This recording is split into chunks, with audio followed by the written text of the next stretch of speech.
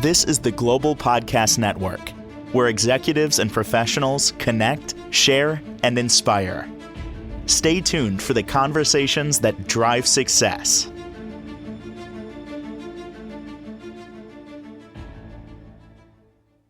As I've learned from her, heaven is truly just a conversation away. She is a certified psychic medium. I've seen the proof. She's done readings for me. She's validated, offered closure, and much more. And there's no way she could have known any of this stuff prior. This is no way. I'm telling you, there's no way. She's spoken before about spirit guides that help her in her work. And I've often heard that we all have them. We all have them. You need to access them, and you can get some clarity even on your own. We're going to talk about those spirit guides today. Who are the, as Jerry Seinfeld used to say, who are these people? Let's find out. Connie Fusella is back with us. How are you doing today?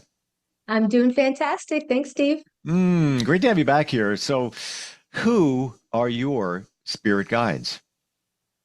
So everybody has spirit guides. You may work with one, you may work with multiple guides.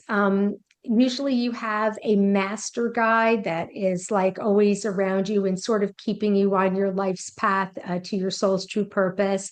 There's usually a guide that's a teacher of some sort. There's a protector guide, there's a joy guide, there's a medical guide. There are just so many, right? And so for me, I have a master guide that I work with. And interestingly enough, I first encountered him when I was doing a meditation, a guided meditation on how to meet your spirit guides. It's when I first started to delve into the mediumship world.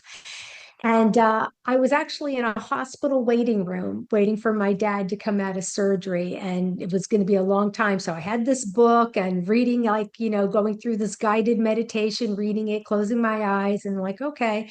And sure enough, this man appeared. And he said to me, as long as there have been stars in the sky, I've been waiting for you. And when he approached me, I looked at him, and again, coming from a Catholic background, to me, he looked like Moses, okay? But then he introduced himself as Jacob, okay? So my guide, my master guide is Jacob from the Bible, okay? And interestingly enough, I have a past life connection to Jacob, which I only found out about, right? Very interesting. And I wrote about this in my book. I only found out about a couple of years ago when I had my first past life regression. And I was in this past life regression, and I was a young boy in Egypt. I have a whole tie to Egypt and all of that. So this kind of made sense to me. And make a long story short, there's a lot to it, but I ended up, becoming an adult and on my own and kind of wandering, trying to, find food, find work. And I'm wandering through Egypt, kind of, to the desert part. And I come across this like, kind of tent setup, like a nomadic tent area. And as I start walking to this area, this gentleman walks towards me. And as he walks toward me and gets closer, he comes to me and he puts out his arms to embrace me. And I realize that it's Jacob, my master spirit guide. So I'm just like, wow, this is like nuts, right? How is this possible? And so I go through this past life regression, and what happened is I assimilated into this, his tribe, his people that he was, moving across the desert or settling there at the time in Egypt. And I married one of the women from the tribe because I'm a male in my past life, and I have a daughter. So I have this connection to him. The interesting thing about it is after the past life regression, I was like, oh, again, always doubting, even all these years doing what I do. I was like, how could I meet Jacob in Egypt? Because, he's from Levant, which was Canaan back then, right? And sure enough, as I read about him in his later years, he migrated to Egypt to be closer to his son, Joseph, who was Joseph of the technical dream coat, right? Mm. It was really just astounding. So I have a past life connection to him, and Wow. it all came full circle for me. This is a wake up because I've heard that we have spirit guides, and they Mhm. could be potentially relatives that have passed on, archangels Michael, Archangel Michael. He's the Right. protector, as I understand. I've often heard he's one of the more popular ones, and Yeah. he's with many. But I never heard that we have spirit guides who have different roles, Oh, health, yeah. on and on and on. Right. And Hmm. there's a whole, you can read up on spirit guides. There are so many different categories. And again, you may only work with one, you may work with many. I primarily work with three strong ones, and that's Jacob. And I have a protector who is an Indian guide who is a real person, real life. Okay. And then I also have a teacher who is a Buddhist monk. And you can go through your life and constantly meet new spirit guides. So when I had a big surgery several years ago, I think it's been 10 years now, as I was laying in bed, right after the surgery, I was kind of in that dazed state, of medication after surgery, anesthesia, and all that. And all of a sudden, I saw a doctor standing next to me, and it was a spirit doctor. And he was holding like a clipboard and, writing things down and looking at me. And that was a medical guide. So I had a medical guide come in my time of need to make sure everything was going the way that it should be. Yeah, I had a major surgery on my liver. I had like a hemangioma growth, like a cluster of blood vessels that could have burst and I could have died instantly. Um, and it was like supposed to be like an hour surgery turned into like 9 hours. So it was this big thing. You need a guide for that. Exactly. Yeah, I needed help there. How do we connect with them? So I want to share. I've heard that you can just ask them to present, and I've Right. heard stories of people that they've come to them. Even Archangel Michael presented, but had a different name. Yep. And I've tried it. I've laid in bed. I've got into a meditative state, if you will. Um, Hasn't happened yet. Haven't tried a lot. One out of maybe three times. Actually fell asleep. So they could have showed up and I was sleeping. I don't know. But I haven't felt the presence. How do we do that, or can we do that? Sure, everybody can do it. I like the guided meditations for this. Okay. That's how I started to do it. And like I said, there's many different, audio, or you can read it. But basically, what happens is you're going to go to a place, whether you're in a little beach hut or you're in the forest in a clearing on a bench. And basically, you're going to ask, for your guide to come and sit next to you, and meet you. A lot of the times in the guided meditations, they'll say that you're going to hold out your hands and they're going to leave something for you. I had a really profound experience with my teacher guide, who was a Buddhist monk. He came to me while I did this, and he gave me a name. I heard a name and I wrote it down, and I wasn't sure what it was. And it was Soshi, Soshi. And then when I Googled it, it was like meant a highest form of like teacher, like a Buddhist teacher. But what he left for me in my hand was my tarot card that means teacher. So it was like just really profound. He gave me his name, which means teacher, and he left me the tarot card, which means teacher. So I know that he's kind of like my teacher, my guide, and, opening up my horizons, my point of view, my frame of thinking, things like that, my spiritual growth. But anybody can do it. The one thing that I would say is some people get frustrated, right? Because they're like, I don't know who my guide is. I get a lot of calls for readings. Can you tell me who my guide is? Okay. I don't believe any medium or any person should tell anybody else who their guide is. This is a very personal discovery, and you need to kind of do it on your own. The other thing that I would, say is you don't need to know the guide's name. Okay, that's not important.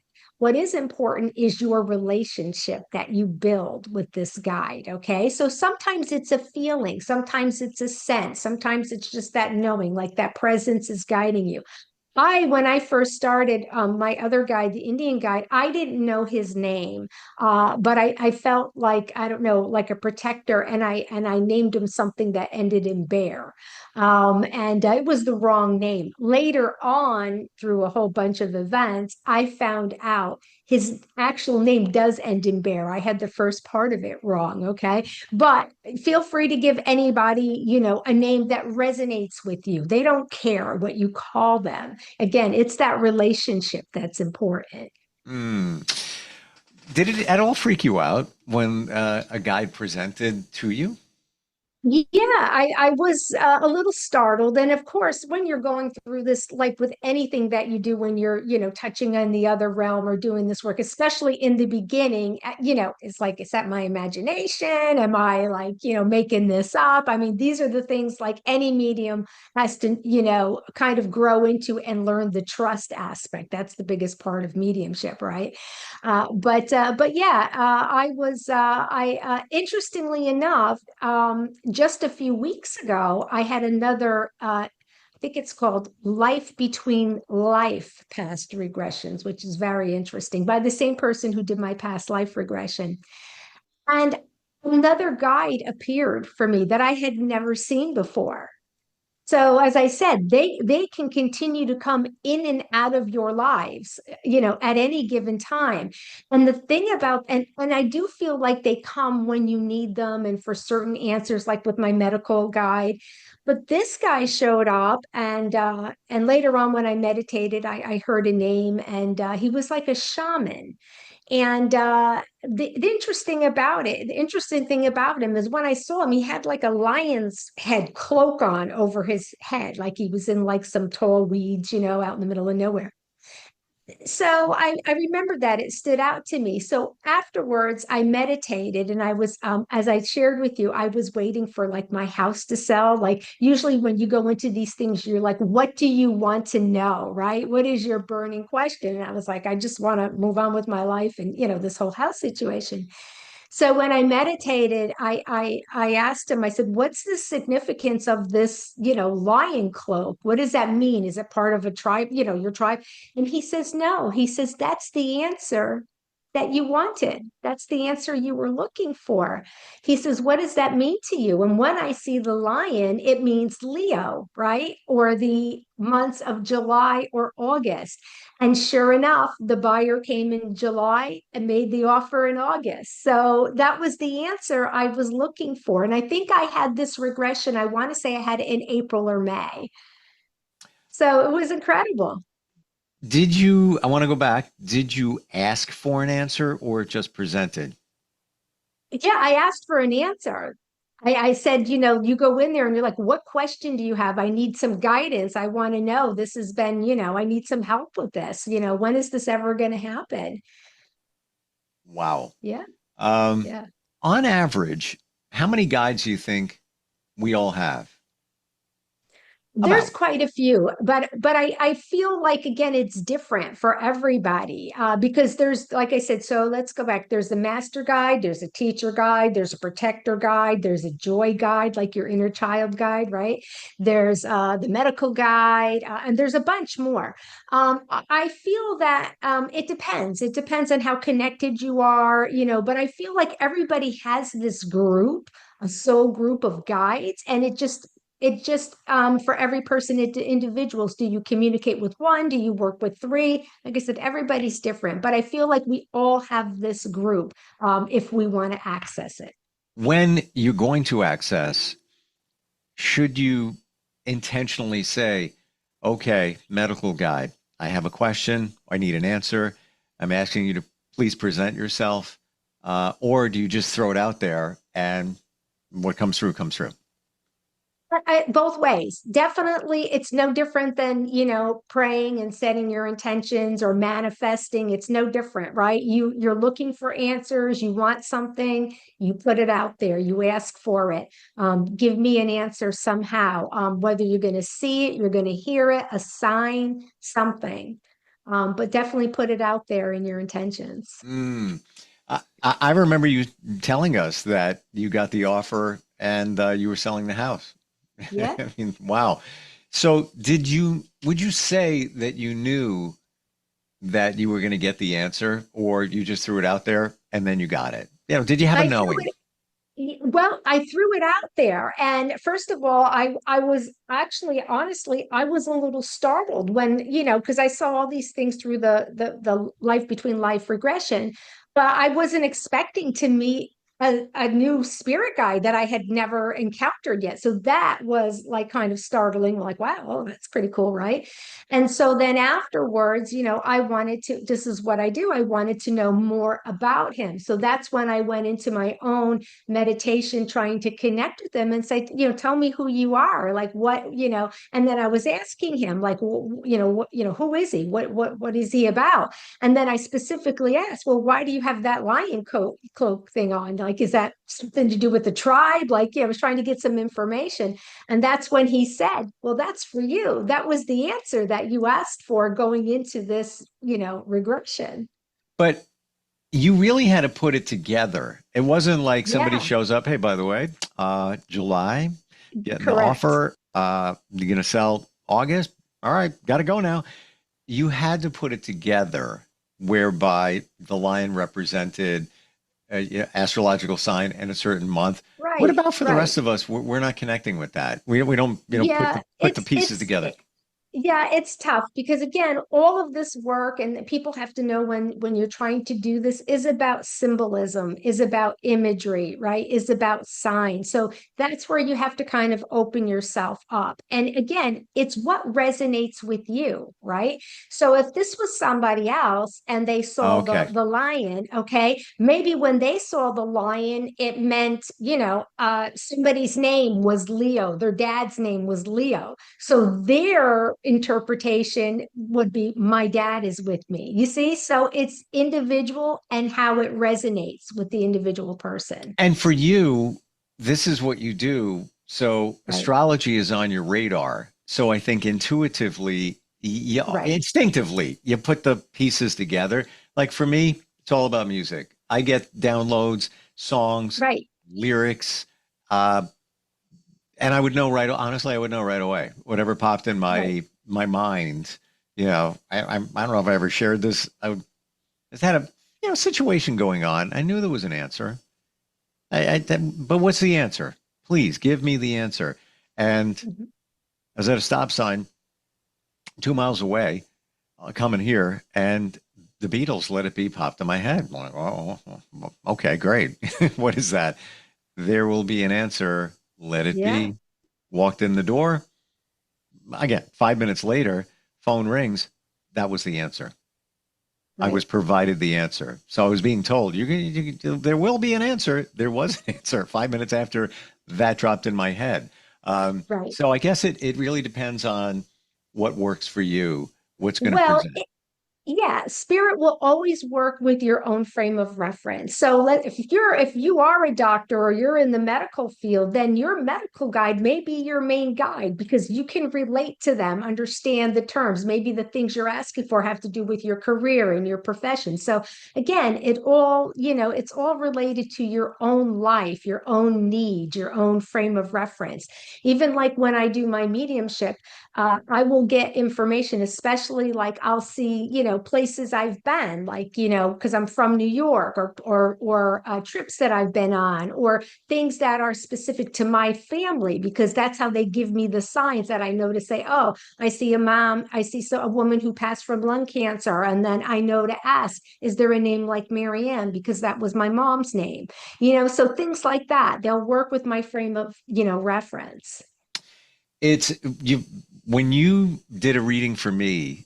like 6 weeks ago, 5 weeks ago, whatever it might be, you started talking about something, and it wasn't vague, but I was like trying to put the pieces together.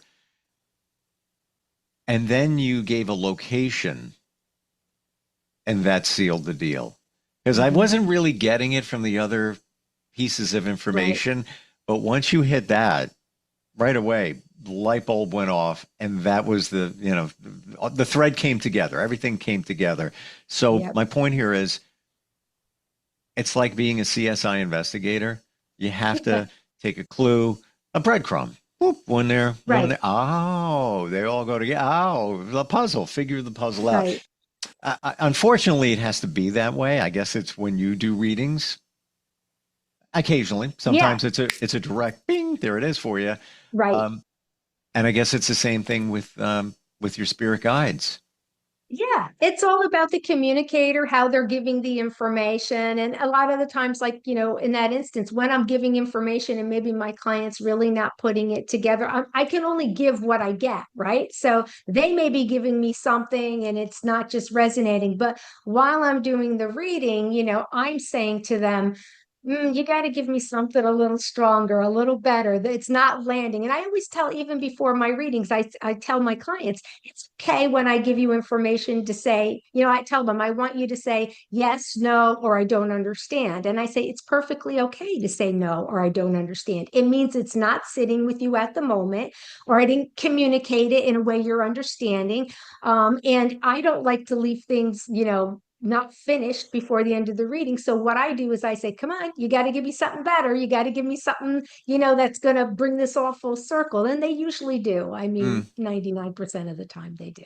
Did for me. And even, out of the three elements of this one particular situation, the first one, I'm like, I don't know what you're talking about, Connie. Got nothing. And you know why?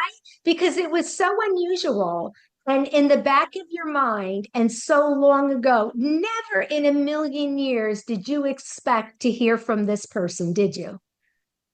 No. And this so person. That's why, right? Back of mind, kind of forgot about it. Like, why is this person coming through for me, out of all the people? And that's why people don't put it together right away, because anybody you've had a contact with some way, whether they've passed before you or not, somehow you're connected. We're all connected by these little threads of light, right? Can come through for you in a reading. And this person we're referring to in this situation, I never met. Yeah. So that's the other mind blow, but you were very much connected to them. Very impactful and some closure. And this person did some horrible things, not to me, but I understand it. Yep. And that person in your reading gave closure. However, I am going to say this. It was only about a week or so before the reading that this situation came up. And I believe it was all part of it. It came up as a reminder. And then it came up with you. And I believe because it needed to come up, I guess. Absolutely. Yep. So wild. Yeah. How do we find you? If somebody's got questions about spirit guides, wants a reading, you make it easy. Is it just go to your website? Go to my website, www.meaningfulmessages.info. You can email me at conniepsychicmedium@gmail.com. Thank you for everything you offer. Thank you for your passion and the insight. And I'll be looking to hear from my spirit guides very soon, based on what we talked about, and all of us too. All right, we'll catch up next time. This is the Global Podcast Network, where executives and professionals connect, share, and inspire. Stay tuned for the conversations that drive success.